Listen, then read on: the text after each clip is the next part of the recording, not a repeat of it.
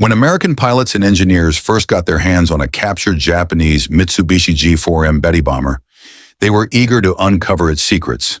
This was one of Japan's most feared aircraft early in the Pacific War. Sleek, fast, and able to fly incredible distances that few Allied planes could match.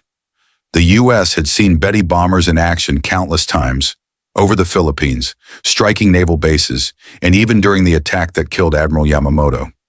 The bomber had a fearsome reputation for appearing suddenly, dropping its payload and vanishing into the clouds. So when an intact Betty finally fell into Allied hands, the Americans were thrilled. They expected to find a masterpiece of Japanese engineering, something advanced and formidable. But when they began examining it, what they found left them speechless. Inside the bomber's fuselage, the engineers discovered that the Betty's fuel tanks were completely unprotected. There were no self-sealing layers, no armor plating, nothing to prevent fuel leaks if the aircraft was hit. To the Americans, who had spent years reinforcing their bombers to survive gunfire and shrapnel, this was shocking. They couldn't understand how a nation that had built such a fast and capable bomber could overlook something so basic. To them, it felt like suicide to send a plane into combat with fuel tanks that would burst into flames the moment they were hit. The more they studied, the more questions they had. American bomber crews were trained to rely on durability and protection. In their eyes, the best bomber was one that could take a beating and still come home. Planes like the B-17 Flying Fortress or the B-24 Liberator were heavy, slow, and built like tanks.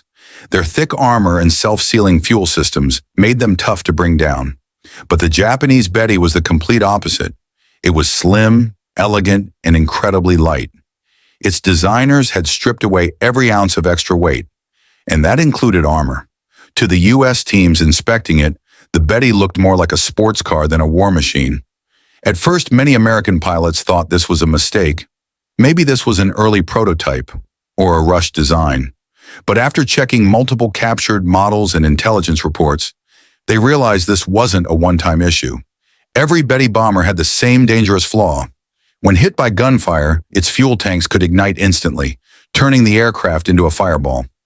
Pilots who faced them in the Pacific often described seeing Bettys explode in midair with terrifying speed. They even gave the bomber a cruel nickname, the Flying Lighter. The captured plane told the Americans much about Japanese priorities in war. The Betty wasn't designed to take punishment. It was designed to deliver it. The Japanese military had focused on range and striking power above all else.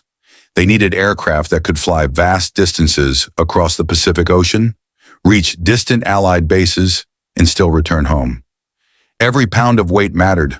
Armor and self-sealing tanks were heavy, so the designers removed them to save fuel and extend range.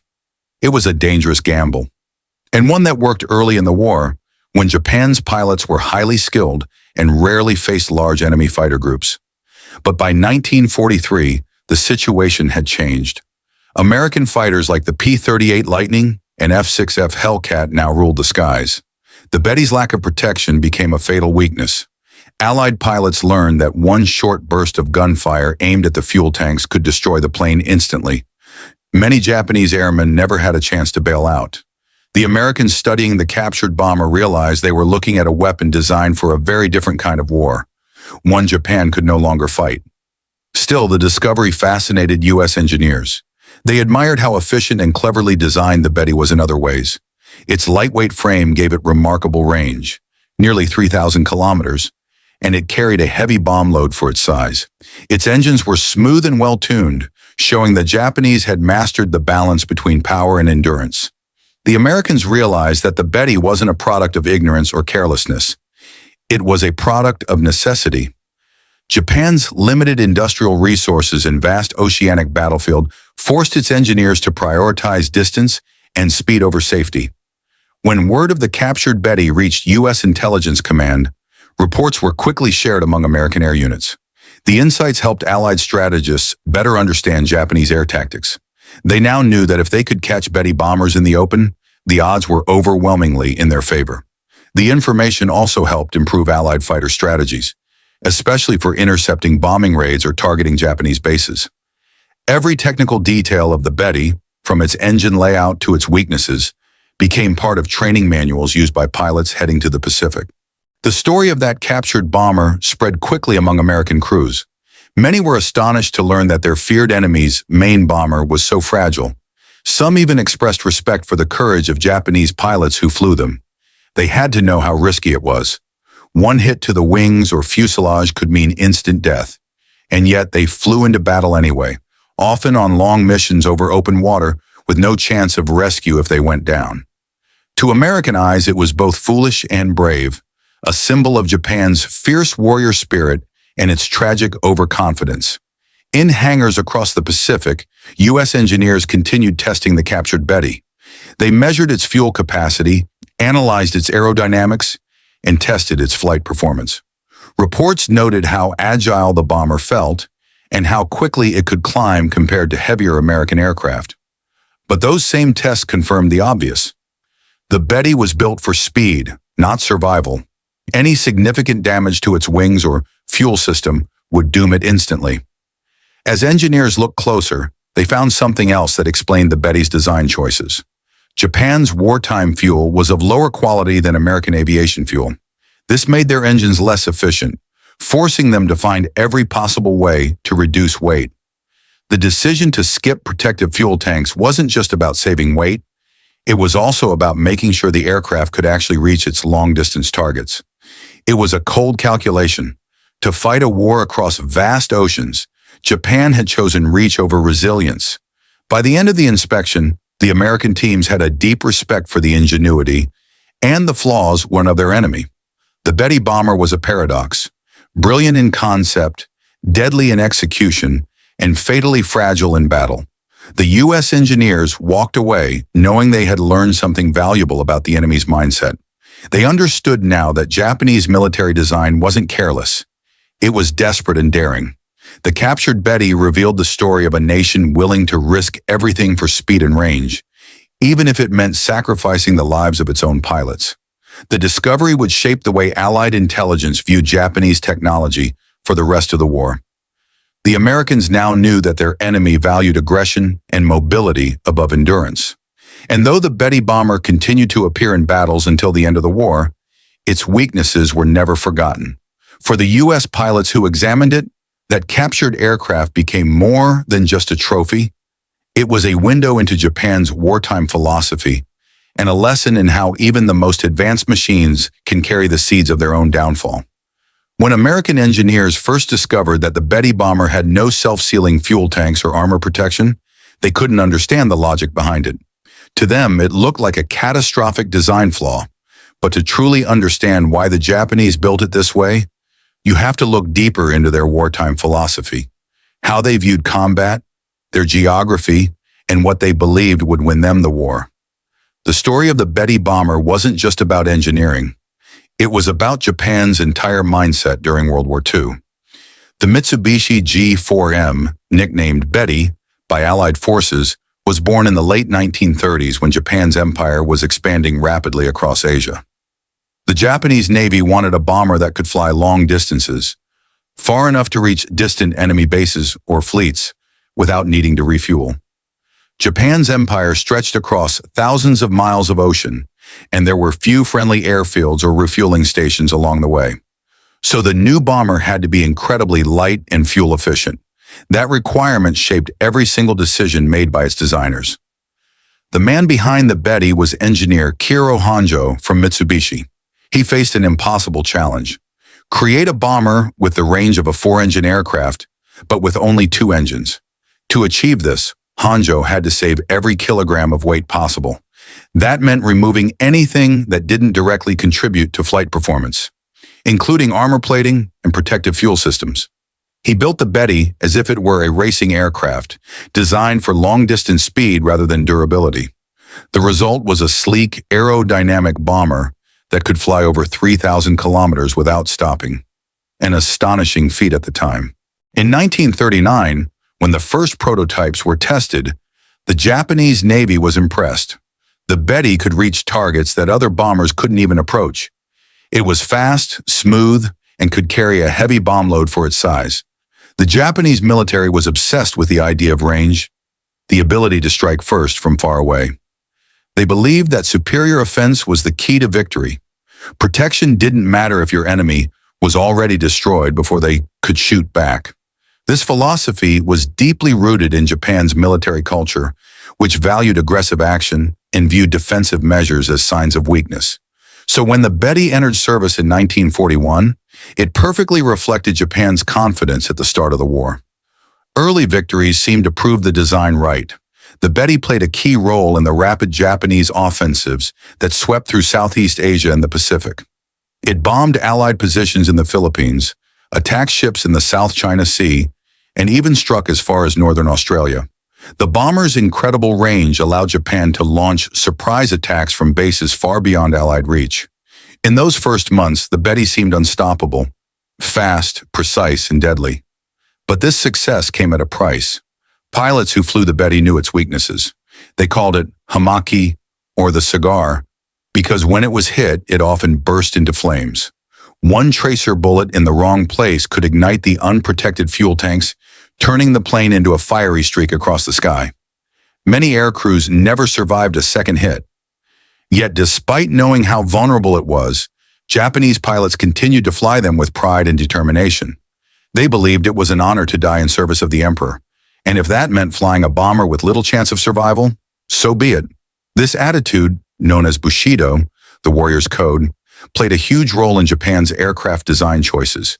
The engineers weren't building machines to keep men alive. They were building tools for men willing to die. The samurai mindset of sacrifice was deeply ingrained in Japanese society, and it carried over into their military industry. Protection was seen as unnecessary if the pilot's mission was to succeed, even at the cost of his life. To Western engineers, that thinking was shocking, even horrifying. But to the Japanese military of the 1940s, it was normal. Meanwhile, the Americans had a completely different philosophy. To them, the key to winning a war was efficiency, mass production, and survival. U.S. bombers were built to take damage and still make it home. A surviving crew meant valuable experience retained for the next mission. Every saved plane and pilot strengthened the war effort. The Japanese saw things differently.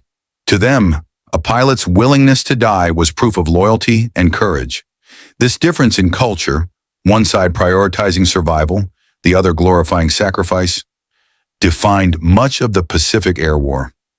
Still, Japan's engineers were not careless. They made deliberate trade-offs.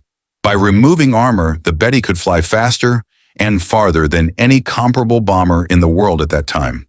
Its ability to reach targets over 1,500 miles away made it ideal for Japan's island-hopping strategy. It could attack enemy fleets from land bases without needing aircraft carriers. That range allowed Japan to dominate early Pacific battles, striking U.S. and British ships before they could even react.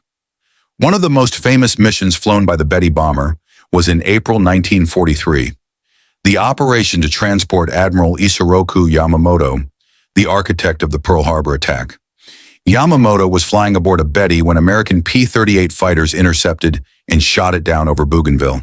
The aircraft exploded in midair, killing everyone on board. That mission highlighted both the strength and weakness of the Betty. It had the range to carry Yamamoto deep across enemy territory, but the lack of protection meant that once detected, it stood no chance. As the war dragged on, Japan's early advantage in range became less important. The Allies built more airfields, carriers, and long-range fighters. The Betty's weaknesses were exposed more brutally with each passing year. American pilots learned to target its wings and fuel tanks, knowing one hit could destroy it instantly. The Japanese attempted to upgrade the design with later versions, adding partial armor and even experimental self-sealing tanks. But it was too late. The basic structure of the Betty was too fragile to compete with tougher Allied bombers. When U.S. engineers later examined captured Bettys, they understood these design choices in context. Japan's industrial limitations forced them to make painful compromises. Aluminum and fuel were in short supply. Every pound saved meant one more mile of range, or a few more gallons of fuel. The Betty's designers weren't foolish. They were working within the desperate reality of Japan's wartime economy. It was a design born out of scarcity and ambition, not carelessness. Even with its flaws, the Betty was an engineering marvel for its time. Its streamlined design, powerful twin engines, and remarkable efficiency impressed American experts. They could see that the Japanese had pushed their technology to its limits. In a way, the Betty represented the peak of Japan's aircraft design philosophy: fast, daring, and fragile. It was a reflection of a nation that valued striking power over safety, victory over survival. For American engineers and pilots, studying the Betty was like reading the enemy's mind. It showed how Japan's entire strategy depended on speed and range, to win wars quickly before their industrial weaknesses could be exposed. The lack of self-sealing tanks wasn't a mistake. It was a gamble. And like many of Japan's wartime gambles, it worked spectacularly at first, and then failed just as spectacularly when the tide turned. By the time the war ended, the Betty bomber had become both legendary and tragic. It had helped Japan conquer half of the Pacific, but it also cost thousands of pilots their lives. For the Americans who examined it, the Betty was a perfect example of how design reveals destiny. A plane built for offense could dominate the skies until it met an enemy who could hit back. By 1943, the Pacific skies had changed dramatically. The early days of Japan's dominance were fading fast. American aircraft were faster, tougher, and more numerous. The Japanese Betty bomber, once seen as a long-range terror, was now becoming a flying death trap. Every mission it flew was a gamble between success and fiery destruction. For the U.S. pilots who faced it, the Betty was both respected and feared. Respected for its long range and striking power, but feared for the explosive fireball it became when hit. American aviators soon learned the Betty's weaknesses the hard way. When the first Bettys attacked U.S. ships near the Solomon Islands, they moved in fast and low, often in tight formation. The sight was intimidating, a group of sleek, twin-engine bombers sweeping across the ocean at high speed. But once the American gunners started firing, the Betty's vulnerabilities became horrifyingly clear. One or two bursts of .50 caliber fire could rip through its thin aluminum skin and hit the fuel tanks directly. Within seconds, the bomber would erupt in a massive fireball, breaking apart midair. Pilots described it as watching a torch explode in the sky. This terrifying fragility became the bomber's curse. It was so lightly built that even small caliber rounds could cripple it. U.S. Navy and Marine fighter pilots quickly developed tactics that exploited this. Instead of attacking from directly behind, where defensive gunners were strongest, they learned to dive in from the sides or below, targeting the Betty's massive wings where its fuel tanks were housed. Once they hit those areas, it was over. Flames would engulf the aircraft instantly, and it would tumble out of the sky, leaving behind a trail of smoke and debris. For Japanese crews, flying the Betty was almost suicidal. They called it a flying lighter because it caught fire so easily. Many of them carried good luck charms or family letters, knowing each mission might be their last. Despite this, their courage was extraordinary. They flew straight into anti-aircraft fire and waves of American fighters, often completing their bombing runs even as their planes were already burning. To them, dying in flames was an honorable end, the ultimate act of loyalty. But to the Americans who fought them, it was a chilling reminder of Japan's unwavering resolve. As U.S. pilots shot down more Bettys, they began to notice something else: the bomber's astonishing speed when diving or flying level. Even without protection, it could still outrun many early Allied fighters if it had enough altitude. The Betty's engines were powerful and its aerodynamic design was excellent, but without armor, any hit could turn its advantage into a disaster. Pilots described seeing Bettys trying to escape, only for their wings to suddenly catch fire, the aircraft disintegrating before reaching the clouds. In the Battle of the Bismarck Sea in March 1943, the Betty's limitations became undeniable. Japanese bombers were sent to protect a convoy heading to New Guinea. American and Australian aircraft intercepted them, unleashing a storm of gunfire and bombs. The Bettys dove fearlessly into the chaos, trying to torpedo Allied ships, but they were easy targets. Out of dozens that took off, only a few returned.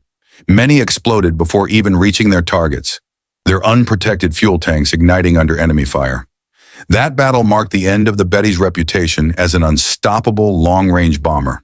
From then on, it was seen as a symbol of bravery, but also of desperation. After capturing several downed Bettys, American engineers began studying them closely. What they found confirmed their suspicions: no armor plating around the cockpit, no self-sealing tanks, and extremely light internal framing.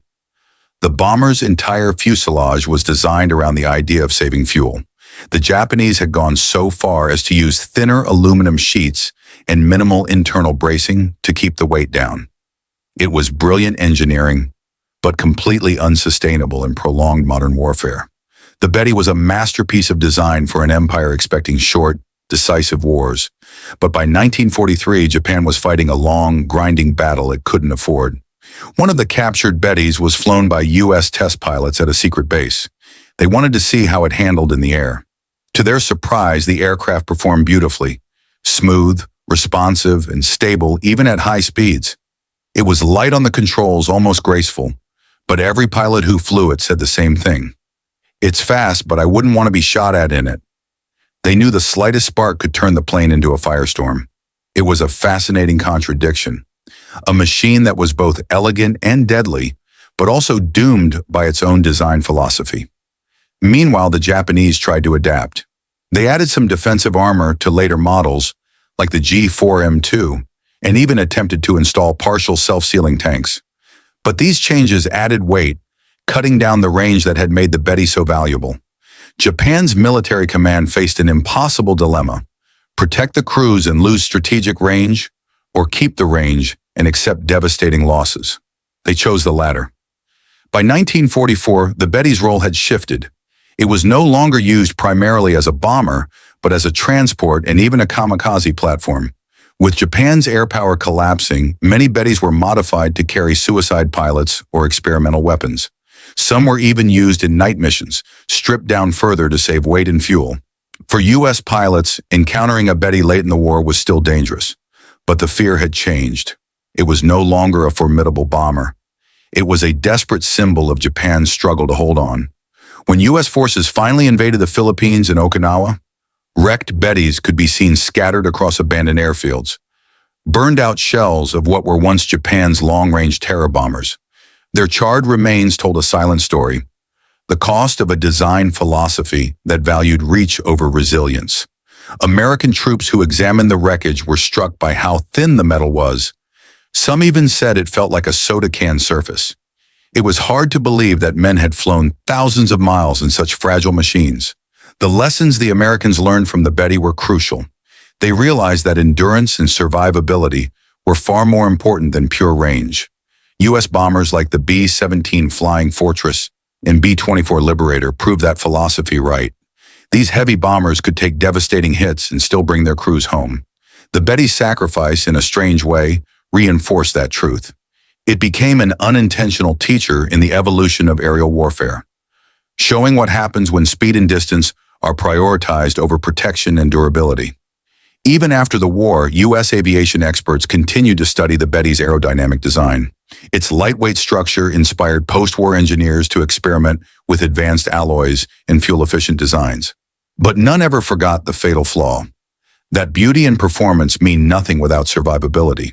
For Japan, the Betty remained both a symbol of early triumphs and a reminder of tragic losses.